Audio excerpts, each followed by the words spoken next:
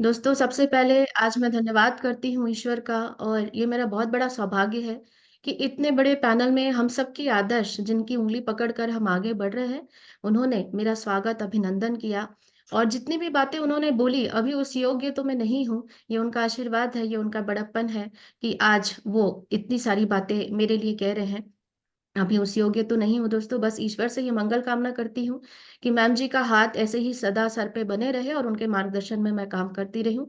सादर प्रणाम करती हूँ, और सभी आदरणीय गुरुओं को प्रणाम करते हुए मैं अपने सेशन की तरफ बढ़ने की परमिशन चाहूंगी ma'am ji.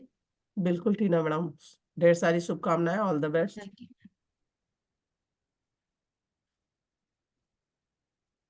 All the best Tina madam. Thank you ma'am ji. Radhe Radhe ma'am ji. Radhe Radhe Radhe Radhe madam. Slide आ गई है टीना मैडम। Yes ma'am.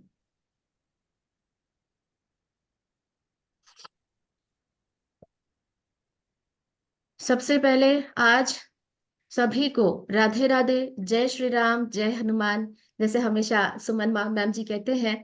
तो आज, क्योंकि आज की सुबह फिर से ईश्वर ने मुझे, मेरा सौभाग्य है कि आज ईश्वर ने मुझे फिर से एक ऐसा दिन दिया जहां पर आज एक ऐतिहासिक दिन पर मैं अपनी कुछ बातें कर सकूं। तो पुनः आप सभी साथियों को जय श्री राम। और दोस्तों, आगे बढ़ते हैं आगे की कड़ी में। आज सबसे पहले मैं स्वागत, अभिनंदन करती हूँ, आप सभी को ढेरों बधाइयां, शुभकामना देती हूँ। आज है 22 जनवरी, यानी कि श्री राम लला मंदिर प्राण प्रतिष्ठा महोत्सव, जो आज चारों तरफ धूमधाम के साथ मनाई जा रही है। आप सबको ढेरों शुभकामनाएं, क्योंकि आज प्रभु श्री राम अपने घर अयोध्या लौट रहे हैं। दोस्तों, एक दिवाली हम मनाते हैं, लेकिन आज असली दिवाली हम मनाने जा रहे हैं, क्योंकि ये एक ऐतिहासिक दिन है। तो ईश्वर से बस यही कामना करेंगे कि आज जिस तरह से मर्यादा पुरुषोत्तम श्री राम जी ने अपनी एक छवि रखी, हम सबके आराध्य हैं, आज उनके मार्गदर्शन में हम आगे बढ़ सके। तो बहुत बहुत शुभकामनाएं आप सभी को हमारी 22 जनवरी, आज के इस ऐतिहासिक अयोध्या मंदिर में प्राण प्रतिष्ठा के उत्सव के लिए। आज हमारे बीच हमारे प्रभु राम 500 वर्षों बाद अयोध्या वापस लौट रहे हैं। तो आज पूरा हिंदुस्तान जो है गदगद है, स्वागत में अपने प्रभु के भाव विभोर हो चुका है। चारों तरफ आज श्री राम के नारे हमें सुनाई दे रहे हैं। तहे दिल से हम प्रभु श्री राम का स्वागत, अभिनंदन करते हैं। ये मेरा सौभाग्य है कि आज मैं हम सबके आराध्य और प्रभु श्री राम जी के चरणों में कुछ लाइनें अर्पित कर सकूं। तो चंद लाइनों के माध्यम से आज हम प्रभु श्री राम का स्वागत करेंगे।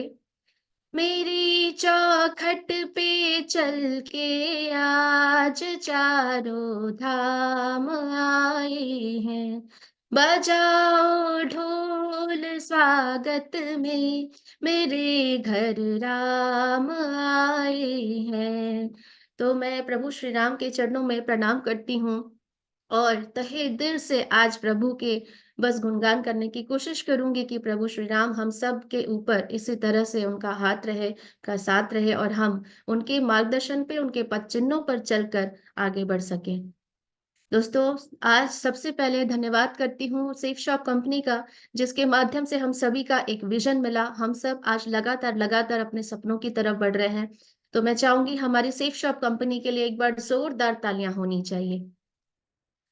आगे धन्यवाद की अगली कड़ी में सादर नमन करती हूँ विजनरी डायरेक्टर्स, हमारे पांचों डायरेक्टर्स को सादर नमन है, क्योंकि आज इनके विजन की वजह से लाखों लोगों का विजन क्लियर है और लगातार लगातार सब अपने सपनों की तरफ आगे बढ़ते जा रहे हैं। धन्यवाद की अगली कड़ी में एक बार जोरदार तालियां BSS यानी कि बिजनेस सपोर्ट सिस्टम।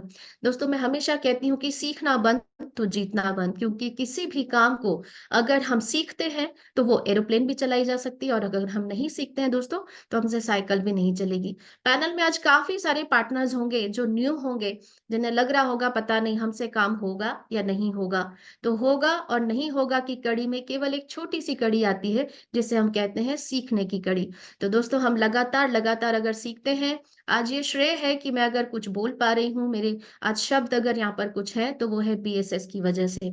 आगे मैं धन्यवाद की अगली कड़ी में सादर नमन करती हूँ हमारे BSS founder leader, diamond leader, respected mister DN Sharma sir ji को सादर प्रणाम करती हूँ। आदरणीय सोनी सर जी को भी मेरा सादर प्रणाम है, जिनकी वजह से, जिनके मार्गदर्शन में लगातार हम यहाँ पर आगे बढ़ रहे हैं। इनका मार्गदर्शन, इनका आशीर्वाद हमारे ऊपर ऐसे ही बना रहे। धन्यवाद की अगली कड़ी में मैं सादर नमन करती हूँ डायमंड लीडर, जो हम सबकी एक ड्रीम लेवल है, जिनसे यहाँ पे लगातार मार्गदर्शन मिलता है, रुपेश साहू सर जी और प्रकाश ठाकुर सर जी को भी मेरा सादर प्रणाम है। आदरणीय रूबी लीडर, जो आज महिलाओं के लिए आदर्श हैं, आदरणीय ruby leader Mrs Seema Kashyap ma'am ji को मेरा सादर प्रणाम। आदरणीय सुमन साहू मैम जी को भी मेरा सादर प्रणाम, जिनके प्रेरणा स्रोत हैं आज ये, जिनको देखकर आज लाखों महिलाएं आगे बढ़ने का प्रयास कर रही हैं। दोस्तों, आज गुरु के चरणों में मेरा प्रणाम है। अपनी बातें आगे बढ़ाने से पहले बस इतना ही कहना चाहूंगी कि ये दो गुरु जो मेरे जीवन में, जिन्होंने मेरे जीवन की दिशा और दशा बदली, सादर प्रणाम करती हूँ। आदरणीय diamond leader mister DN Sharma sir ji को और आदरणीय ruby leader Mrs Seema Kashyap ma'am ji को, जिनके मार्गदर्शन में लगातार लगातार हम सभी आगे बढ़ रहे हैं। ईश्वर से आज यही मंगल कामना करती हूँ कि ये दोनों मेंटर इसी तरह स्वस्थ रहें और हमेशा हमारा मार्गदर्शन करते रहे। दोस्तों, आज सबसे पहले मैं चाहूंगी कि एक बार जोरदार तालियां होनी चाहिए, क्योंकि हम सभी लोगों को पता है हम श्रीमद् भागवत पे आज यहाँ पर अपनी जर्नी को आगे लेकर जा रहे हैं। यस और नो? दोस्तों, आज हमारे लिए बहुत ही शुभ दिन है, 22 जनवरी का दिन है। तो रामायण, संपूर्ण रामायण हमारे बीच बहुत जल्द आने वाली है। और आज मैं आपको बिजनेस नहीं सिखाऊंगी दोस्तों, आज मैं कुछ इनके पात्रों से, इनके किरदारों से आज जो भी यहाँ पर समझ में आती है, उन बातों को मैं रखने का प्रयास करूंगी। क्योंकि दोस्तों, अगर मैं रामायण की बात करूं तो रामायण में वो सभी पात्र, जिनसे रामायण से ही वो सारी हमारी आम जिंदगी में हमारी मुहावरे बने, क्योंकि रामायण आज वो संपूर्ण हमारा चरित्र वर्णन है जो हम अपनी आम जिंदगी में करते हैं। जैसे आप देखते हैं कि जितनी भी कहावतें बनी वो रामायण से बनी, है ना? महर्षि वाल्मीकि द्वारा लिखी गई रामायण, जिसमें हम सभी अपनी आम जिंदगी में ये कहावतें देते हैं, घर का बेदी लंका ढाए, ये कहाँ से आया मुहावरा, है ना? उसके बाद हम कहते हैं कि अरे इसने तो मेरी नाक ही कटा दी। तो दोस्तों, इस तरह से हम बहुत सारी कहावतें कि लक्ष्मण रेखा पार मत करो, तो ये सारी कहावतें, ये मुहावरे, ये कहाँ से आई? तो हमारे संपूर्ण रामायण से आई। और आज मैं प्रयास करूंगी कि रामायण के माध्यम से कुछ बातों को आपके सामने रख सकूं, क्योंकि रामायण को परिभाषित करना मेरे लिए संभव नहीं है, और मेरे लिए ये एक बहुत ही छोटी बात होगी कि मैं रामायण को परिभाषित कर पाऊं। फिर भी आज प्रयास करूंगी प्रभु श्री राम की कृपा से कि मैं आज कुछ पात्रों को हम अपने सामने रख सकूं, जिससे हम आज कुछ सीख सकें। आज हमारे बीच जो रामायण के पात्र हैं, उन पात्रों के माध्यम से प्रभु श्री राम, क्योंकि एक बात हमेशा हमने सुनी है कि यदा यदा हि धर्मस्य ग्लानिर्भवति भारत, तो प्रभु ने बोला कि जब जब पृथ्वी पर हम मेरी जरूरत होगी वो आएंगे। तो प्रभु यहाँ पर किसी भी रूप में आए, आप उन्हें राम कहें, रहीम कहें, आप उन्हें अल्लाह कहें, जिस भी रूप में कहें, भगवान ने जब जब धरती पर इसकी जरूरत समझी वो आए और मानव को एक संदेश देकर गए, मानव को अपने जीवन में कैसे आगे बढ़ना है वो सीख देकर गए। तो दोस्तों, आज रामायण के इन चरित्रों को, इनके किरदारों को आज समझने का प्रयास करेंगे कि हमें किस तरह से आगे बढ़ना है। दोस्तों, ये चरित्र है, अगर मैं आज बात करूं मर्यादा पुरुषोत्तम श्री राम की, मर्यादा पुरुषोत्तम, आज इनके हम आज एटीट्यूड, नजरिया, आचरण, व्यवहार। प्रभु श्री राम के आज व्यक्तित्व से हम इन सारी चीजों के माध्यम से सीखने का प्रयास करेंगे। दोस्तों, आज प्रभु श्री राम को मर्यादा पुरुषोत्तम कहा गया। मर्यादा पुरुषोत्तम क्यों कहा गया? क्योंकि ये अकेले ऐसे एक व्यक्तित्व थे, एक ऐसे प्रभु जिन्होंने एक अलग ही हमें संदेश देकर गए। तो मर्यादा पुरुषोत्तम होना हर किसी के पक्ष की बात नहीं है। तो मर्यादा पुरुषोत्तम ये क्यों हुए? सबसे बड़ी चीज, मातृ पितृ भक्त थे, माता पिता की आज्ञा का पालन करने वाले थे। माता पिता ने जो बोल दिया उसके आगे फिर इनके कोई वचन नहीं हुआ करते थे। 14 वर्ष का वनवास इन्हें मिला, इन्होंने आज्ञा को मानी और निकल गए। उसके बाद ये सबसे बड़ी चीज थी, प्रभु श्री राम धैर्यवान थे। जब माता सीता को लंकेश्वर ने अपने रावण ने अपने सीता हरण कर लिया, तो भगवान चाहते तो उनका तुरंत वो चीज वो जाकर लेकर आ सकते थे, पर उन्होंने धैर्य रखा और हनुमान जी को बोले कि आप जाओ और उन्हें संदेश देकर आओ। मतलब पहले उन्होंने धैर्यपूर्वक ये संदेश देना चाहा कि अगर प्यार से बात हो जाती है तो वो धैर्य रखकर उस वक्त का इंतजार कर रहे थे जिससे रावण सुधर जाए। साहसी थे, उन्हें किसी चीज का भय नहीं था, ना सिंहासन का भय था, ना मृत्यु का भय था। न्याय प्रिय थे, उन्होंने हमेशा न्याय को सर्वोपरि रखा। क्योंकि माता सीता के ऊपर जब लांछन लगाई गई तो प्रभु श्री राम ने प्रजा की आज्ञा को, प्रजा की इच्छा को सर्वोपरि रखा और माता सीता का भी त्याग किया।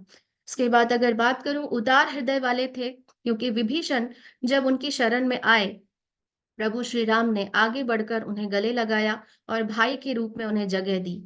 चरित्रवान थे। प्रभु श्री राम की सबसे बड़ी क्वालिटी जो हम जानते हैं कि वो चरित्रवान के उसमें गिने जाते हैं, जिन्होंने माता सीता के अलावा दूसरी जैसे उस समय की बात थी कि रानियां बहुत रखे जाते थे, पर श्री राम ने माता सीता से ये कमिटमेंट किया कि मेरे जीवन में केवल आपके अतिरिक्त कोई नहीं होगा। तो चरित्रवान, मर्यादा पुरुषोत्तम थे, कृतज्ञ थे, प्रतिज्ञावान थे, कमिटेड थे, जो उन्होंने बोल दिया तो उसे करना है। रक्षक थे, क्योंकि भगवान श्री राम हर युग में रूप लेकर आते हैं, तो कभी भगवान श्री राम के रूप में आए और श्री कृष्ण के रूप में आए, वो रक्षक बने, क्योंकि उन्होंने ये सिखाया कि जिस तरह मर्यादा पुरुषोत्तम ने ये सिखाया कि धर्म की रक्षा कैसे की जाती है, तो वो कृष्ण रूप में उन्होंने ये सिखाया कि अधर्मी को अधर्म से ही समझाया जा सकता है। इसके बाद गुरु भक्त थे और आदर्शवान थे। ये आज लोगों के लिए आदर्श हैं। तो आज प्रभु श्री राम के इन चरित्रों से हम इस बिजनेस को समझने का प्रयास करेंगे। आज इनके बिजनेस करना बहुत आसान है, लेकिन अगर सबसे पहली चीज है कि हम आज इन चीजों को सुधारें, अपने एटीट्यूड, अपने नजरिया, आचरण को सुधारें। हर परिस्थिति को स्वीकार करना, धैर्य न खोना, बड़ों की आज्ञा मानना, सबसे बड़ा गुण। क्योंकि आज हमें रामायण से, इस पात्र से ये सीखने मिलती है कि जैसे मैं अगर राजा भगवान राम जी की बात करूं, जिस क्षण उनको राजा घोषित किया जाना था, उसी पल उन्हें वनवास दे दिया गया। लेकिन माता पिता को आज्ञा को सर्वोपरि रखा, उस आज्ञा को उन्होंने माना और 14 वर्ष वनवास के लिए वो निकल गए। धैर्य के साथ उन्होंने उस स्थिति में भी बिल्कुल भी विचलित नहीं हुए। एक नवयुवक, एक राजकुमार राजपाट छोड़कर जंगल में निकल गए, जहां पर उन्होंने 14 वर्ष धैर्य के साथ अपनी आज्ञा का पालन किया। विश्वास, सबसे बड़ी चीज जो हम रामायण से सीखते हैं, बिलीव। जो दूसरा पात्र है हमारे पास, हनुमान, जिन्हें हम कहते हैं महावीर। महावीर क्योंकि कहते हैं, वीर लक्ष्मण जी को कहा जाता था, जो कभी भी किसी भी स्थिति से पीछे नहीं हटते, हारते नहीं, उन्हें वीर कहते हैं। महाबली, महाशक्तिशाली जो होते हैं उसे महावीर कहते हैं। और जिनके जिनके निर्देशन में, जिनके संचालन में, जिनकी आज्ञा का पालन करते हुए ये आगे बढ़े, उन्हें रघुवीर कहते हैं। तो रघुवीर के विश्वास के साथ हनुमान जी ने हमेशा प्रभु श्री राम का नाम लेते हुए काम किया। जब राम सेतु का निर्माण हुआ, प्रभु राम का केवल नाम लिखने से, विश्वास से, राम सेतु में पत्थर भी पानी में तैरने लगे। क्योंकि हमेशा हम सभी जानते हैं कि राम से बड़ा राम का नाम होता है। यानी अगर मैं बिजनेस की बात करूं तो गुरु से बड़ा गुरु का नाम होता है। अगर हमने केवल गुरु का नाम ही ले लिया ना दोस्तों, तो हमारे बड़े बड़े काम हो जाते हैं। किसी को भी हमें छोटा नहीं समझना चाहिए, क्योंकि यहाँ पर हनुमान जी की वानर सेना की बात करूं, जो सामर्थ्य में बहुत कम थे, सामर्थ्य से ज्यादा इन्होंने करने का प्रयास किया, चाहे इस राम सेतु में एक गिलहरी का सहयोग क्यों ना रहा हो। इन्होंने अपनी सामर्थ्य से ज्यादा करने का प्रयास किया, बिलीव के साथ किया, क्योंकि इनके पीछे थे सबके आराध्य, सबके आदर्श प्रभु श्री राम, रघुबीर। दोस्तों, आज हमारे पीछे भी हमारे मेंटर हैं, और हमें आज समझने की जरूरत है कि क्या हम अपने सामर्थ्य से ज्यादा कर रहे हैं। अगर हमारी सामर्थ्य है कि हम 5 लोगों से मिल सकते हैं, 5 लोगों को 1 टू 1 कर सकते हैं, तो क्या हम अपने सामर्थ्य के अनुसार काम कर रहे हैं? तो आज अगर हम बिलीव करते हैं, तो हमें वो सारी चीजें मिल सकती है जो हम आज यहाँ से अचीव करना चाहते हैं। सबसे दूसरा गुण जो आज हम यहाँ से सीखते हैं, हमेशा विनम्र बने रहें। अगर मैं बात करूं, प्रभु श्री राम ने हनुमान जी को कहा कि आप जाओ और वहां पर माता सीता की सुधि लेकर आओ कि वो लंका में किस हाल में है। गुरु की आज्ञा, जो आज्ञा प्रभु करके वो निकल गए, और वहां पर अशोक वाटिका में जब वो पहुंचे, उन्होंने माता सीता की सुधि ली। क्या लगता है कि महावीर, जिनके पास बलवान में, जिनके पास शक्ति में कोई तोड़ नहीं, क्या वो चाहते तो माता सीता को अशोक वाटिका से लेकर नहीं आ सकते थे? जिन्होंने संजीवनी बूटी की पूरी पहाड़ उठाकर लेकर आए, तो क्या वो माता सीता को लेकर नहीं आ सकते थे? बिल्कुल लेकर आ सकते थे, लेकिन उन्हें माता सीता ने कहा कि तुम कौन हो? तो उन्होंने कहा, मैं भगवान राम का दूत हूँ, इतना ही मेरा परिचय है माँ। तो उन्होंने बोला, फिर भगवान श्री राम मुझे लेकर क्यों नहीं जाते? तो उन्होंने कहा कि प्रभु श्री राम बहुत जल्द आएंगे और आपको यहाँ से लेकर जाएंगे, क्योंकि उनकी आज्ञा से मैं बंधा हूँ माता, और बहुत जल्द आपको केवल कुछ ही दिन यहाँ रहना है, प्रभु श्री राम आएंगे। तो यहाँ पर हमें हनुमान जी से ये सीखने मिलती है, निरअहंकार हनुमान जी कहे जाते हैं, कि केवल उन्होंने इतना ही बोला माता को कि माता, राम दूत हूं मैं, बस इतना ही परिचय मेरा है, इतना ही जानिए। उन्होंने प्रभु की आज्ञा को सर्वोपरि रखा। उन्होंने, प्रभु श्री राम की आज्ञा थी कि केवल आपको देखकर आना है, उनकी सुधि लेकर आना है। गुरु के आज्ञा के ऊपर उन्होंने कभी भी आगे किंतु परंतु नहीं किया। इस बिजनेस की सीख है हमें दोस्तों कि हम यहाँ पर जब थोड़ा सा आगे बढ़ते हैं, तो हम अपने गुरुओं से किंतु परंतु पूछते हैं। अगर हम यहाँ पर, हमें भक्ति सीखनी है, निरअहंकारिता सीखनी है, तो हनुमान जी से सीखे कि गुरु के आज्ञा के ऊपर हमें कभी भी किंतु परंतु नहीं करना है। हम जरा सी लेवल पे आ जाते हैं, हम जरा सी अचीवमेंट लेते हैं, तो हमें लगता है कि हमने बहुत सीख लिया, सारा कुछ हम ही ने किया। तो एक बार की बात है कि प्रभु श्री राम ने जब सुधि लेने भेजी, हनुमान जी वहां से सारी चीजें करके जब लौटे, तो वहां पर जामवंत जी जैसे गुरु थे, जिन्होंने हनुमान जी की शक्ति बताई थी। आज ऐसे ऐसे गुरु यहाँ पर हमारे साथ हैं जो हमारी शक्ति बताते हैं, लेकिन हम इन शक्तियों को शायद आज पहचान नहीं पा रहे हैं। जामवंत जी ने जब इनकी शक्ति याद दिलाई थी, तो इन्होंने जामवंत जी से पूछा था, मुझे बताएं प्रभु, मुझे आगे क्या करना है? बताइए कि जामवंत जैसे गुरु से, जो महाबलशाली, महाबली, वो पूछते हैं कि मुझे बताइए आगे क्या करना है। सुधि लेकर जब ये लौटे, तो जामवंत जी ने प्रभु श्री राम से कहा कि प्रभु, वहां पर हनुमान जी ने सारी व्यवस्था कर ली है, अब हमें आगे की रणनीति बनानी है। तो वो कहते हैं, हनुमान जी कहते हैं कि ये सारा कुछ वहां पर हनुमान जी ने किया। प्रभु श्री राम ने हनुमान जी से पूछे, हनुमान, क्या तुम वहां पर सारा कुछ कर रहा है? मुझे नहीं पता प्रभु, आप जामवंत जी से पूछिए। जामवंत जी कहते, नहीं प्रभु, आप हनुमान जी से पूछिए, सारा काम उन्होंने किया है। फिर वो पूछते हैं, हनुमान, क्या तुमने सारा काम किया है? नहीं नहीं प्रभु, मैंने नहीं किया। पर जामवंत तो बोल रहे हैं तुमने किया। इस तरह जब बहुत देर ये बातें चलती हैं, तो भगवान राम खींचते हैं और बोलते हैं, हनुमान, मैं तब से पूछ रहा हूं कि किसने किया, कि तुमने नहीं, तुमने किया, तुमने किया, तुम कहते हो तुमने नहीं किया, तो क्या मैंने किया? तो भगवान को उत्तर देते हैं महाबली, तो प्रभु, मैं यही तो कह रहा हूं कि आप ही ने किया है। तो दोस्तों, गुरु की आज्ञा के लिए, गुरु की आज्ञा को हमेशा उन्होंने सर्वोपरि रखा, और हमेशा विनम्र बने रहे, हमेशा अपना परिचय प्रभु श्री राम के साथ ही दिया।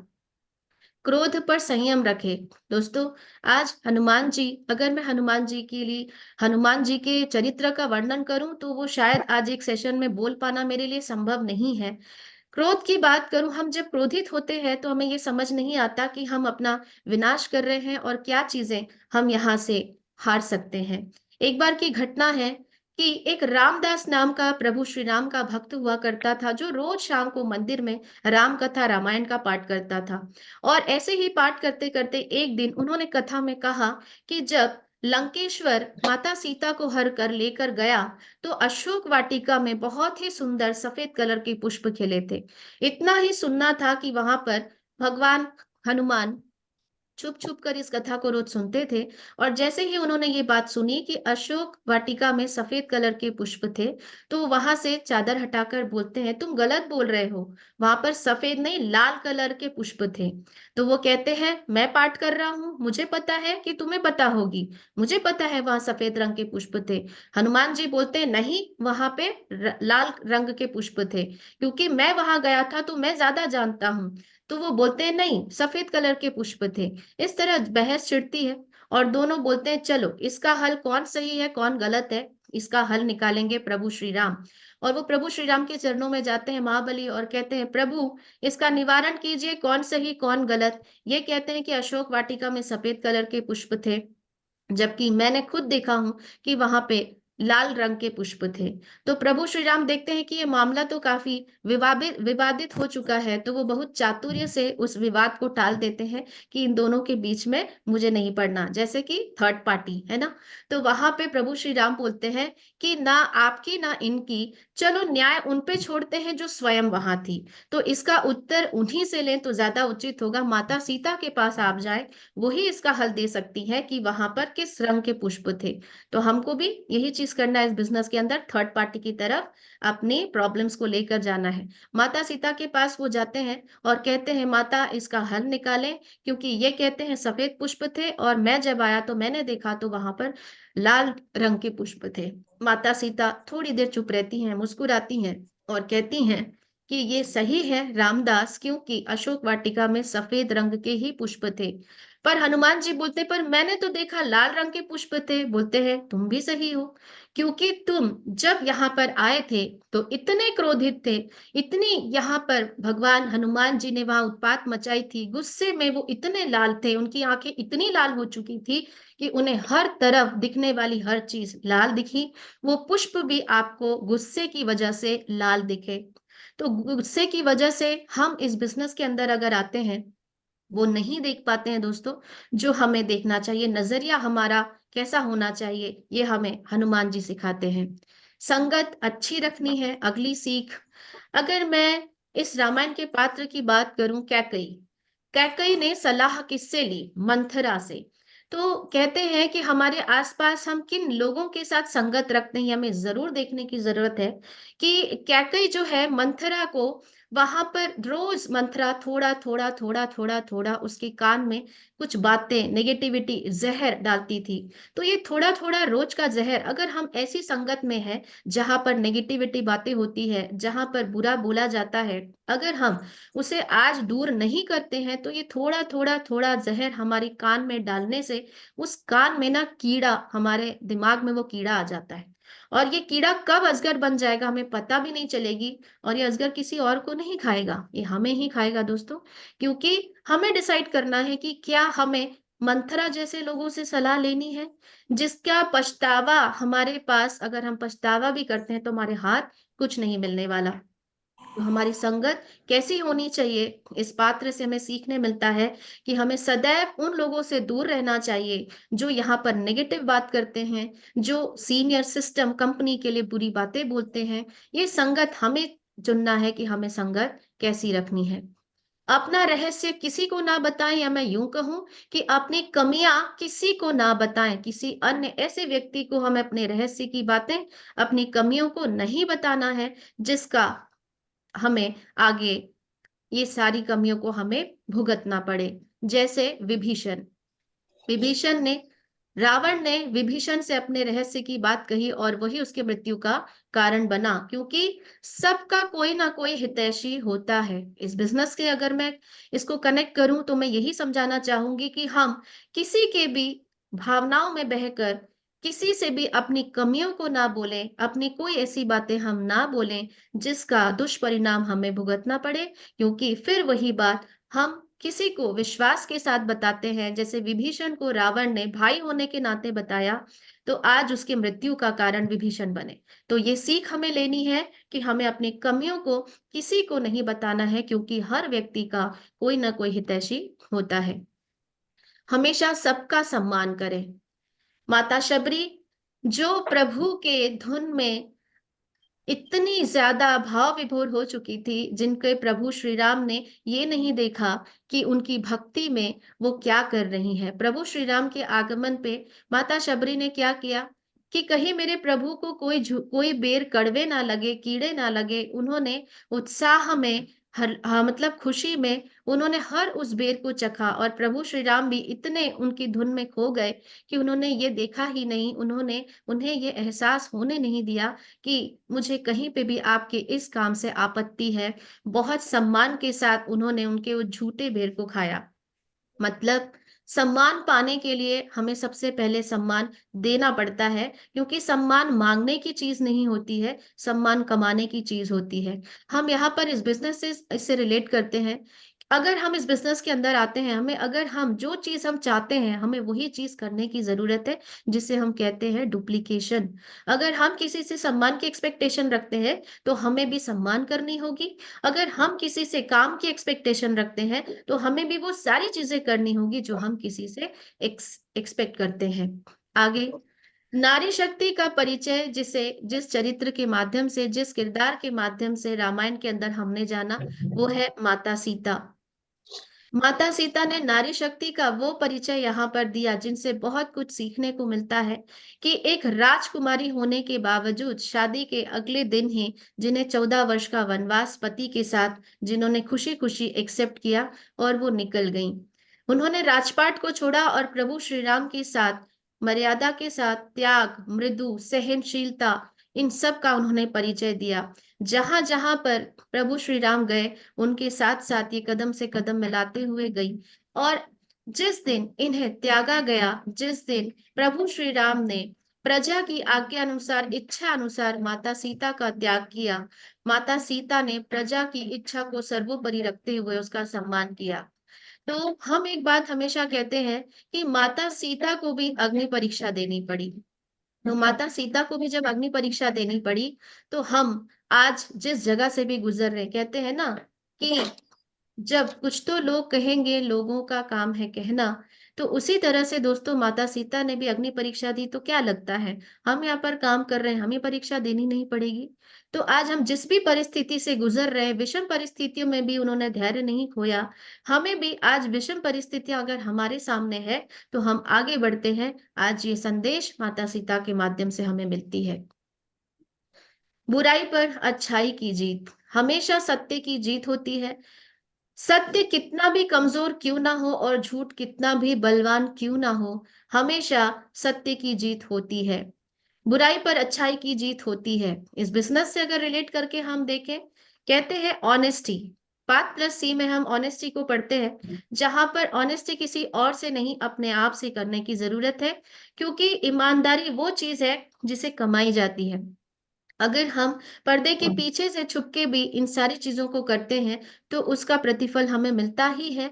तो हमेशा इस बिजनेस के अंदर हमें ऑनेस्टी रखना है, ईमानदारी रखना है, जिससे हम इस बिजनेस, कहते हैं ना कि नींव जो है, अगर वो नींव ही कमजोर होगी, तो इमारत बहुत ही कमजोर होगी। तो हमारे बिजनेस की इमारत जो है, उसे हमें पहले सत्य के ऊपर रखनी है, ईमानदारी से। भले ही आज हम अपने एथिक्स पे काम कर रहे हैं, हो सकता है आज हमारे पास काम नहीं हो रहा है, हो सकता है आज हमारे पास टीम छोटी है, लेकिन अगर हमने अपने एथिक्स को, अपने ऑनेस्टी को बरकरार रखा, तो नो डाउट यहाँ पर बुराई पर अच्छाई की जीत होती है और सत्य जीतता है, ईमानदारी जीतती है। अगर हमें सफल होना है, तो क्या करना होगा? अब इस बिजनेस के अंदर इस चरित्रों को, इन पात्रों को मैंने बताया कि आज प्रभु श्री राम, हनुमान, लक्ष्मण जी को एक आदर्श भाई के रूप में जाना गया इस पात्र के अंदर, जिन्होंने अपने भाई को एक पिता तुल्य माना और भाई के साथ हमेशा बने रहे, जिनको एक आदर्शवान भाई का यहाँ पर इस पात्र में जगह दी गई, जहां पर भाई को इन्होंने पिता तुल्य माना और भाई के आज्ञा के आगे कभी फिर उन्होंने किंतु परंतु नहीं किया। महाबली को हमने यहाँ पर देखा कि निरअहंकार किसे कहते हैं, उन्होंने इसका परिचय दिया। प्रभु श्री राम ने मर्यादा पुरुषोत्तम होने की वो सारी बातें हमें यहाँ पर आज सीखने मिलती है कि इन पात्रों से अगर हम एक गुण भी ले लेते हैं तो इस बिजनेस के अंदर हमारा सबसे पहला नजरिया, हमारा आचरण होना बहुत जरूरी है। बिजनेस तो ऐसे ही हो जाता है, अगर हमें सफल होना है तो क्या करना होगा, आइए जानने का प्रयास करते हैं। क्योंकि हर युग का अंत किसी राक्षस से हुआ। हर युग में एक राक्षस, जिसमें एक राक्षस रूपी एक व्यक्तित्व ने उस युग का अंत किया। सतयुग में अगर मैं बोलूं, हिरण्यकश्यप जैसे राक्षस जिन्होंने भगवान से बड़ा अपने आप को माना और वही उसकी मृत्यु का काल बना। तो यहाँ पर हिरण्यकश्यप के अंदर क्या था, अहंकार, कि मैं सर्वोत्तम हूं, मैं ईश्वर से बढ़कर हूं। उसके बाद त्रेता युग आई। त्रेता युग में रावण, रावण को कहते हैं कि ये महापंडित थे और महाज्ञानी थे, और त्रेता युग में इन्होंने भी भगवान से बढ़कर अपने ज्ञान को, अपने बुद्धि को, अपने साहस को इन्होंने माना, क्योंकि ये कहते थे कि भगवान से बढ़कर मैं हूं। तो रावण को किसने मारा दोस्तों? रावण को एक बार माता कौशल्या ने रावण से प्रभु राम से पूछा कि तुम इतने कोमल हो, तुमने रावण का वध कैसे किया? तो प्रभु राम ने उत्तर दिया कि रावण का वध मैंने नहीं किया, उसको मैंने मारा।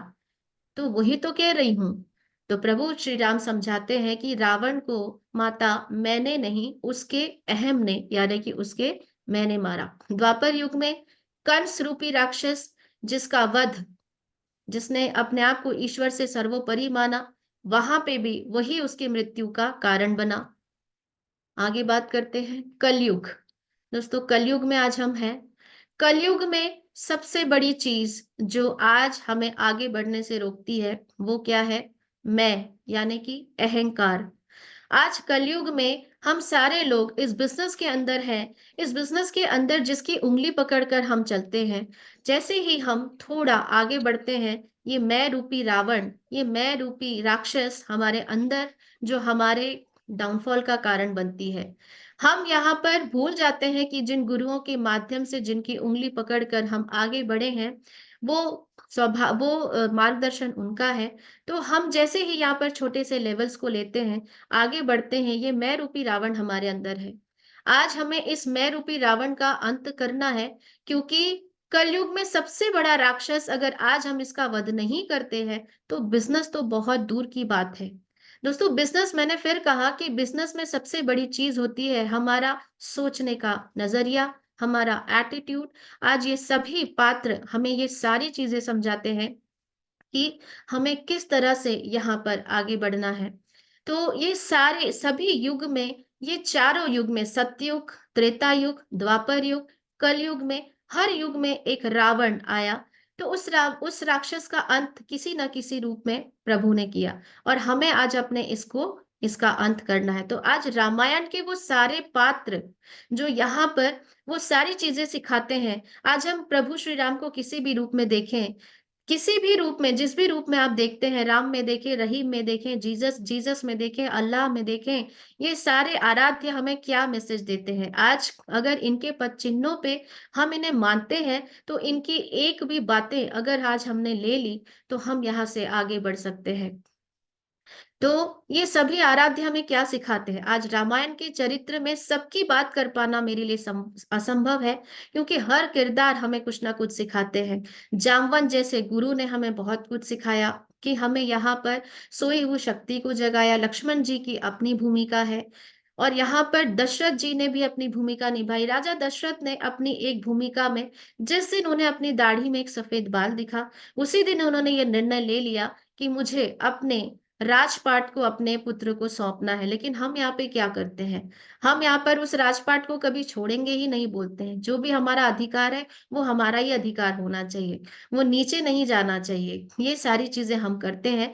लेकिन राजा दशरथ ने हमें ये सीख दी कि जिस दिन आपका उत्तराधिकारी उसको लेने के लिए रेडी हो जाता है, हमें जल्द से जल्द उन्हें नीचे दे देना। इस बिजनेस में भी यही खासियत है दोस्तों, कि हम जब इस बिजनेस को करते हैं तो हमें जल्द से जल्द ना इस मैं रूपी राक्षस को मारना है, क्योंकि जब तक हम इस मैं रूपी राक्षस को नहीं मारेंगे ना, अपने अहंकार को नहीं मारेंगे, तो हम अपने अधिकार को कभी नीचे देंगे ही नहीं। और कहते हैं हमेशा, आदरणीय सर जी और मैम जी कहते हैं कि हम जिस बिज़नेस के अंदर है ना, ये बिज़नेस एक बेटी की तरह है। इसे जल्द से जल्द जैसे-जैसे आगे बढ़ते हैं, ये सिस्टम हमें किसी न किसी को देना होता है। लेकिन ये मैं रूपी रावण जो हमारे अंदर बैठा हुआ होता है ना, ये बोलता है नहीं, मेरा ही एकाधिकार यहाँ पे होना चाहिए, मेरा ही यहाँ पर साम्राज्य होना चाहिए। तो ये मैं ही हमारे इस बिज़नेस के सबसे बड़े पतन का कारण होता है दोस्तों। आगे बात करते हैं, या तो राम या तो आराम। आज प्रभु श्री राम आज 500 वर्षों के बाद अयोध्या लौट रहे हैं।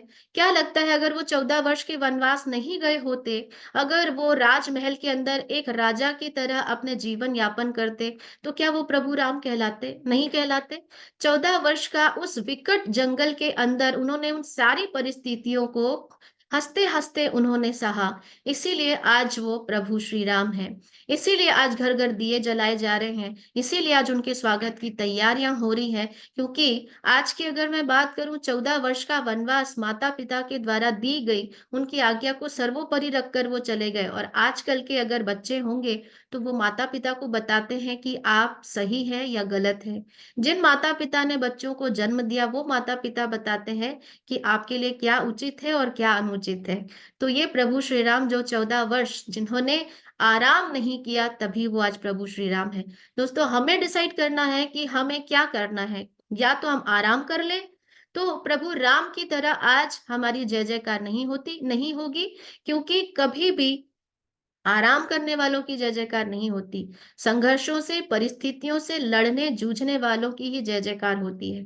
तो हमें तय करना है कि 100 डेज़ जर्नी टू विक्ट्री, जिसमें हो सकता है हमें लग रहा होगा कि अब तो हमारे पास केवल 2 से 3 दिन ही शेष है। तो हमें ये समझना है कि क्या करना है, आराम करना है या इस संघर्ष रूपी जंगल में, इस 2 से 3 दिन की जंगल, जैसे वहाँ पे 14 वर्ष का वनवास था, हम ये समझ लेते हैं कि 2 दिन का हमारा संघर्ष भरा ये जीवन है। अगर हम इसमें फाइट करते हैं, अगर हम इसमें काम करते हैं, तो दोस्तों हम भी यहाँ पर वो अचीवमेंट्स ले सकते हैं, जहाँ पर आज भगवान श्री राम की जय जयकार हो रही है। चारों ओर आज इनकी स्वागत, अभिनंदन की तैयारियां हो रही है। आज अगर हम ये इस प्रतियोगिता में, इस ऑफर को हम क्वालिफाई कर लेते हैं, तो दोस्तों हमारे भी इसी तरह से जय जयकार होने वाली है। तो सब यहाँ पर इस ऑफर को अचीव करने वाले हैं, हाथ ऊपर करेंगे। तो दोस्तों बस यही कि या तो हम आज प्रभु श्री राम की तरह अगर हमें नाम लेना है, तो पहले काम तो करना पड़ेगा। आगे बात करते हैं दोस्तों, सार क्या है? सार है कि रघुकुल रीत सदा चली आई, प्राण जाए पर वचन न जाई। जिस तरह पर रघुकुल की एक रीत कि प्राण चली जाए पर कमिटमेंट इज कमिटमेंट, आज हम इस बिजनेस के अंदर है। आज रामायण के पात्रों से यही समझाने का प्रयास किया कि एक बार बोल दिया तो फिर बोल दिया। आज हमने यहाँ पर अपनी कमिटमेंट ली है, आज हम यहाँ पर आगे बढ़ना चाहते हैं, हमने अपनी डायमंड शिप तय की है। तो फिर वही बात है कि प्राण चले जाए पर वचन ना जाए। तो अगर हम यहाँ पर कमिटेड है, तो हमें उन सारी चीजों से होकर गुजरना होगा जो प्रभु श्री राम ने यहाँ पर करी। 14 वर्ष के वनवास में उन्होंने जो भी चीजें करी, वो सारी चीजें हमें भी मिलेगी इस हमारे डायमंड शिप की जर्नी में। प्रभु श्री राम ने 14 वर्ष वनवास लिया, हम यूं कह सकते हैं कि हमें कम से कम 5 साल के इस वनवास रूपी, इस परिस्थिति रूपी जंगल से गुजरना है, गुजरने को तैयार हैं। अगर वही गुजरेगा जो यहाँ पर प्रभु श्री राम की तरह कमिटेड है, जो दृढ़ संकल्पी है कि बस बोल दिया तो अब करना है। तो आज रामायण के पात्र में यही सिखाते हैं कि एक बार जिस कमिटमेंट को हमने किया, तो पीछे मुड़ के नहीं देखना है। आगे बात करूंगी, एक श्लोक के माध्यम से आज हम समझते हैं कि उत्साह उत्साहो बलवानार्य नात्सि उत्साहत परम बलम, सो उत्साहस्य ही लोकेशु ना कंचिदपि दुर्लभम। उत्साह बड़ा बलवान होता है, उत्साह से बढ़कर कोई बल नहीं होता।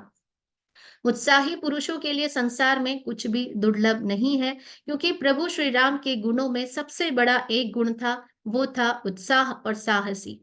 उत्साह बहुत हमें ताकत देती है, उत्साह ही हमें आगे लेकर जाती है, और उत्साहित ही व्यक्ति यहाँ पर आगे सब कुछ कर जाता है, क्योंकि उसके लिए कुछ भी दुर्लभ नहीं होती है।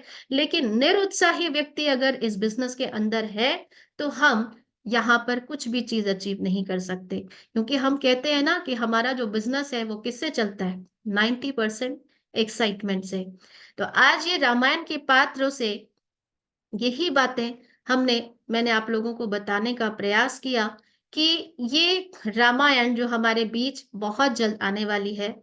और एक शुभ सूचना और भी है कि आज 22 जनवरी का पावन दिन है। हम सबको पता है कि हमारी जो संस्था पैन कार्ड पंजीकृत हुई थी, उसका भी दिन आज ही है। 22 जनवरी को हमारी संस्था जो है, जिसमें आयकर विभाग से पंजीकृत हुई। तो आज रामायण के पात्रों से मैंने बताने का प्रयास किया। मैं फिर कहूंगी कि रामायण को परिभाषित कर पाना मेरे लिए बहुत छोटी बात है।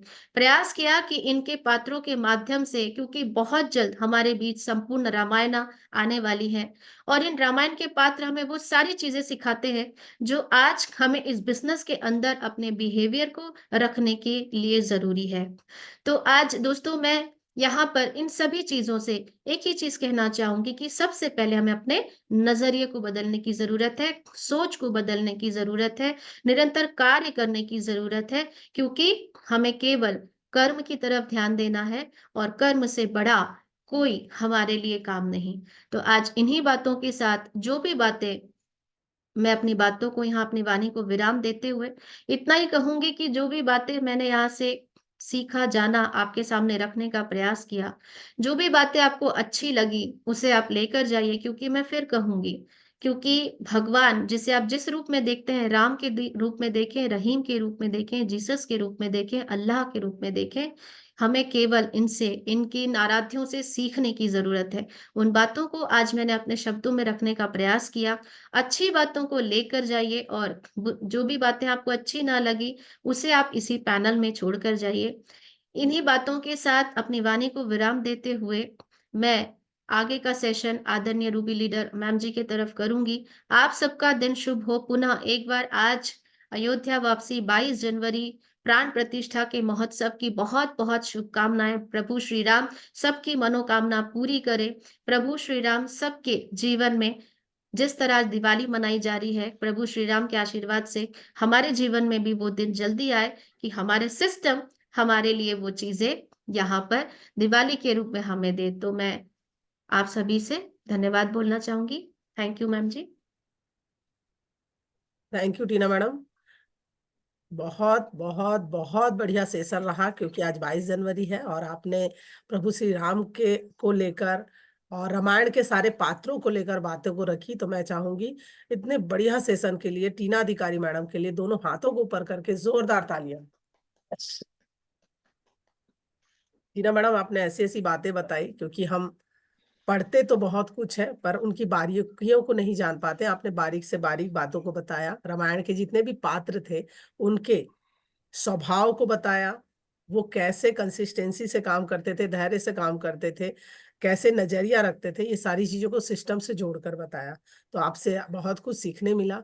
और नो डाउट ये सारी चीजें वही कर सकता है जो विश्वास के साथ बिजनेस को कर रहा है, क्योंकि जो विश्वास से भरा होता है वो सारी चीजों को बिना झिझक के कर पाता है। क्योंकि आप लगातार लगातार 5 साल से काम कर रही हैं।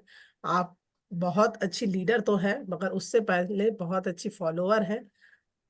दोस्तों, आज हमने ट्रेनिंग में एक चीज तो सीख ली कि बीएसएस सिस्टम हमें बिजनेस के अलावा बहुत सारी चीजें सिखाता है, चाहे वो किसी भी धर्म की बातें हो। क्योंकि हम जब बिजनेस को लेकर जाते हैं तो अलग अलग धर्म के लोगों के पास भी जाते हैं, हाँ या ना? यस। तो हमें सब चीज का नॉलेज होना चाहिए, बिल्कुल होना चाहिए। यहाँ पर एक चीज और बोलूंगी कि जैसे कि टीना मैडम ने कहा अपने सेशन में कि, एक मिनट दोस्तों, अपने सेशन में एक चीज कहा कि अगर हम किसी भी धर्म के हैं, मगर हमारा धर्म हमें क्या सिखाता है? लोगों को प्यार बांटना। जो भी चीजें आज रामायण की बातें, अगर मैं कहूँ ग्रंथ, किसी भी ग्रंथ की बातें करूं, किसी भी धर्म की ग्रंथ की बातें करूं, उनके बताने का तरीका अलग हो सकता है, मगर उद्देश्य एक ही है। चाहे हम हिंदू हैं, मुस्लिम हैं, सिख हैं, ईसाई हैं, हम चाहे किसी भी धर्म को मानने वाले हैं, मगर जब कहते हैं ना कि उस पुस्तक का अगर हम सार निकालेंगे तो उस पुस्तक का सार एक ही निकलता है। सारे सारे बुक में एक ही चीज लिखा गया है मगर फर्क ये है कि हम जानते तो सब कुछ है पर मानते नहीं है। क्या हमारे ग्रंथों में मर्यादा में रहना नहीं सिखाया गया है? क्या हमारे ग्रंथों में सादगी से रहना नहीं सिखाया गया है? उनमें वो सारी बातें क्या नहीं लिखी हैं जो चीजें हमें सफल कर सकती हैं, जो चीजें हमें असफल कर सकती है? उनमें क्या वो पात्र का विवरण नहीं है कि जिन्होंने, अगर उनका नाम है तो किस कारण से है और उनका नाम लुप्त है तो किस कारण से है? मतलब मैं समझाना चाहती हूँ, हम किसी भी धर्म को माने दोस्तों, उद्देश्य उस धर्म का, उस पुस्तक का उद्देश्य ना एक ही रहता है। चाहे आप किसी भी धर्म की बुक को उठाकर पढ़े, उसमें वही चीजें लिखी गई है जिससे हमारा जीवन सार्थक हो जाए, हाँ या ना?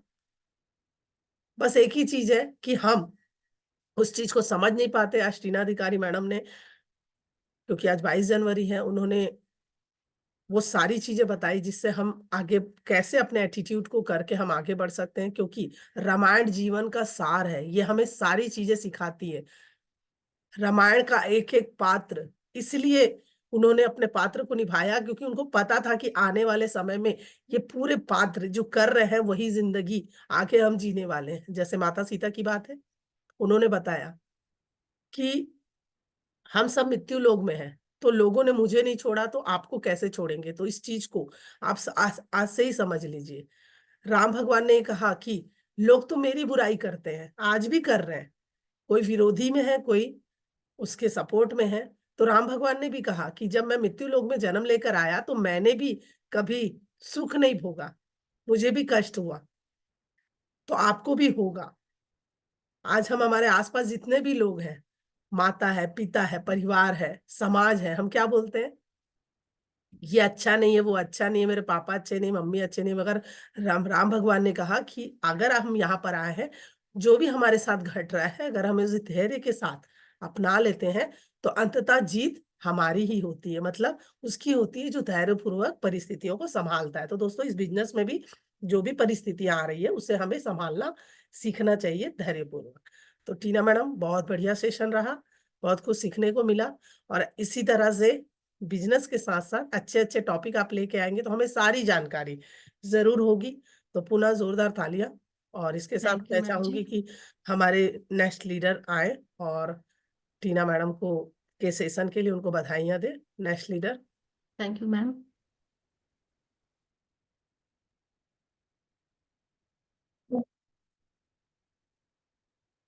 सीमा मैडम, मेरा दूसरे डिवाइस है उसको अनम्यूट कर दीजिए।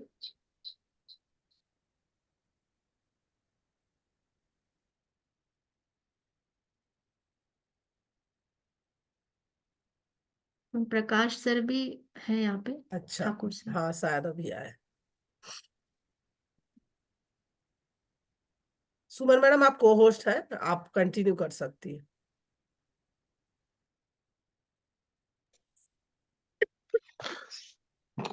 सबसे पहले तो मैं टीना मैडम की जोरदार की तालियां चाहूंगा राधे राधे सर कि जी। आज इतने पावन दिवस पर, इतने शुभ अवसर पर मैडम को ट्रेनिंग सेशन लेने का सौभाग्य प्राप्त हुआ।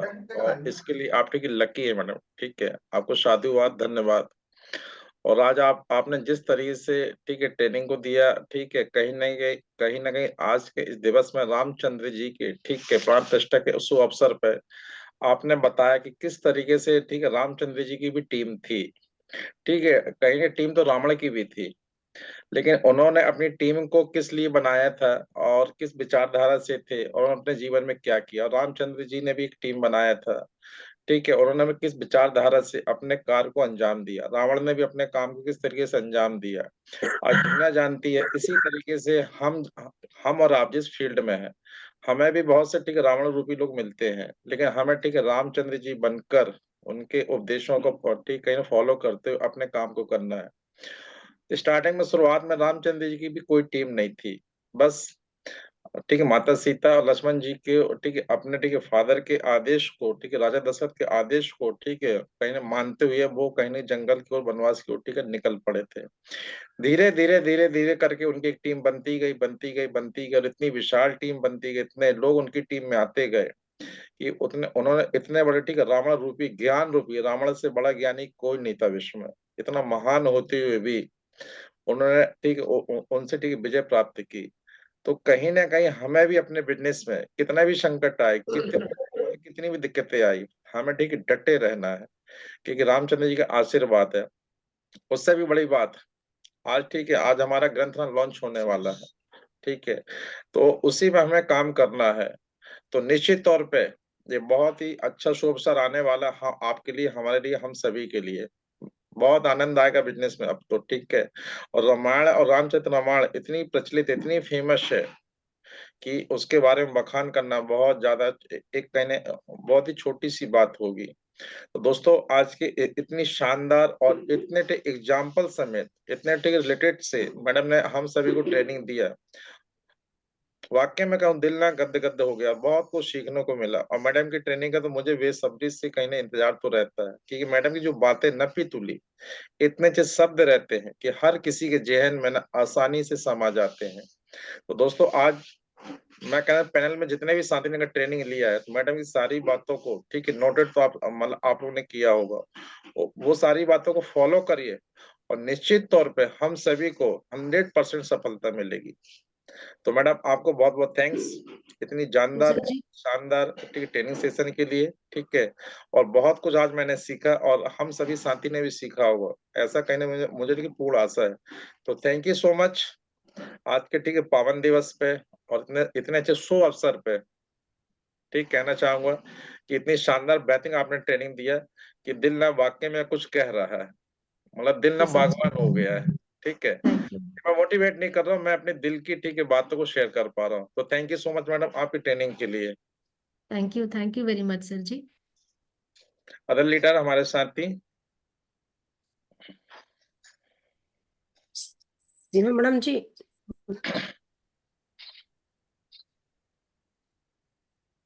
सुमन मैडम, आप कंटिन्यू कर सकती है। मेरे 2 डिवाइस है मैडम, एक और डिवाइस को अनम्यूट कर दीजिए। क्या नाम से सुमन ही लिखा हुआ है? हाँ, red club Suman.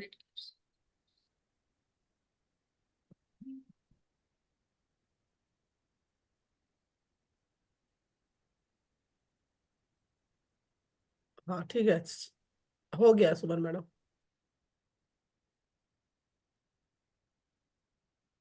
Ji thank you.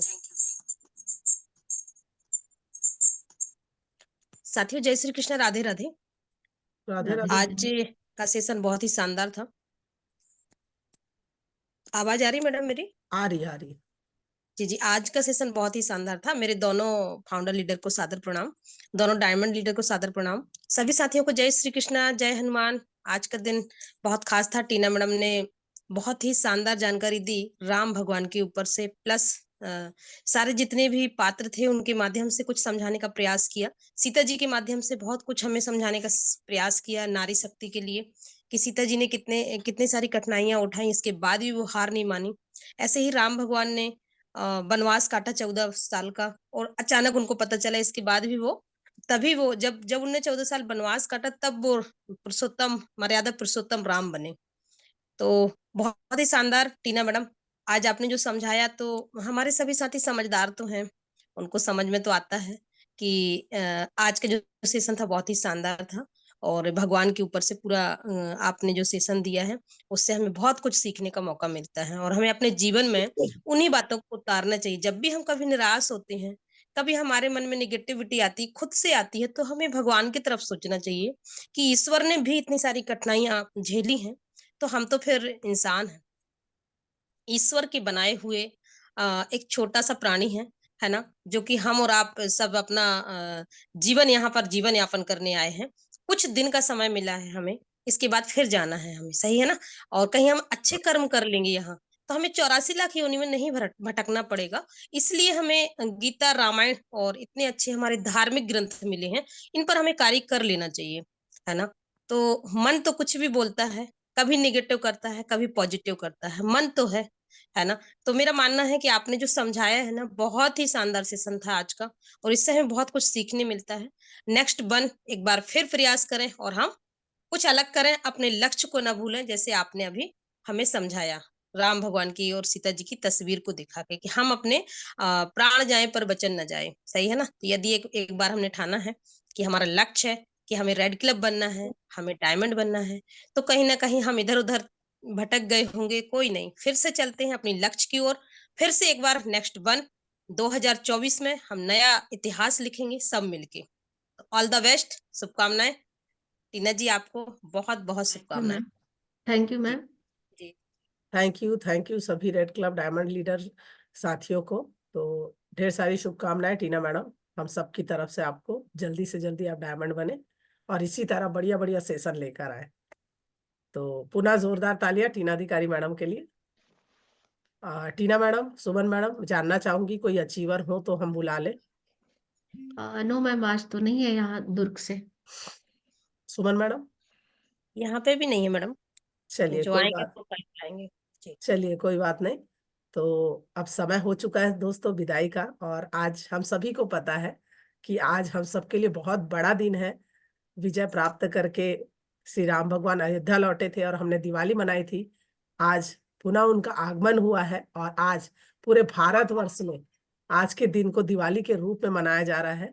और हमारे माननीय प्रधानमंत्री जी का ये आदेश है हम सबको कि पूरे भारतवासी, पूरे हिंदुस्तान के लोग आज दिवाली मनाएं, अपने घर में दीप जलाएं, मिठाइयां बनाएं, आज के दिन को दिवाली के रूप में मनाएं। तो आप सभी को आज दिवाली के पर्व की ढेर सारी शुभकामनाएं, और इसी के साथ हम सभी विदा लेते हैं। और भगवान श्री राम हमें ताकत दे कि हम अपने बिजनेस को तेजी से पूरे पॉजिटिविटी के साथ आगे बढ़ें। इसी शुभकामनाओं के साथ दोस्तों, मैं सीमा कश्यप इस सेशन को आगे बढ़ाती हूँ। Wish you all the best. Thank you very much. Thank you madam, thank you. Thank you ma'am. Thank you sir. Thank you Tina ji के लिए धन्यवाद। Thank you.